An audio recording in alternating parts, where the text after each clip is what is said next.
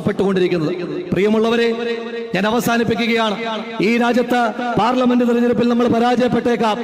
ഈ രാജ്യത്ത് നിയമസഭാ തെരഞ്ഞെടുപ്പിൽ നമ്മൾ പരാജയപ്പെട്ടേക്കാം. ഈ നാട്ടിലെ ത്രിതല പഞ്ചായത്ത് തെരഞ്ഞെടുപ്പുകളിൽ നമ്മൾ പരാജയപ്പെട്ടേക്കാം.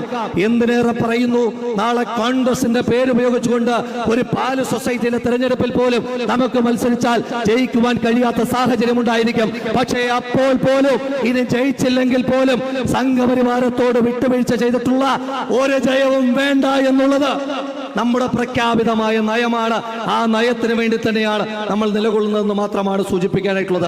അതുകൊണ്ട് ഈ രാജ്യത്തെ ഫാഷിസ്റ്റ് ഭരണകൂടത്തിന്റെ, ഈ രാജ്യത്തിന്റെ നരേന്ദ്രമോദിയുടെ ഭരണകൂടത്തിന്റെ, ഈ രാജ്യത്തെ ജനാധിപത്യത്തെ അട്ടിമറിക്കുന്ന ഈ ഭരണകൂട നെറുകേടുകൾക്കെതിരായി ഈ രാജ്യത്തൊരു വിധിയെഴുത്തുണ്ടാകുമ്പോ ഈ രാജ്യത്തെ ജനതയെ നയിക്കുക അത് ഇന്ത്യ മഹാരാജ്യത്തെ ചെറുപ്പക്കാരായിരിക്കും. ആ ചെറുപ്പക്കാർക്ക് നമ്മൾ